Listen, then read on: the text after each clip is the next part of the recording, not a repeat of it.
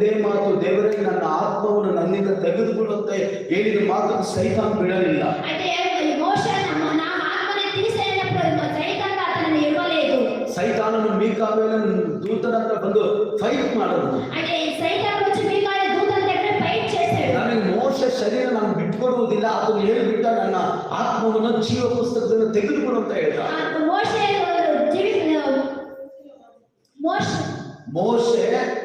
ನೀವು ನನ್ನ ಜೀವ ಪಟ್ಟಿಯಿಂದ ನನ್ನ ಹೆಸರು ತೆಗೆದುಕೊಡು ಅಂತ ಹೇಳ್ದ.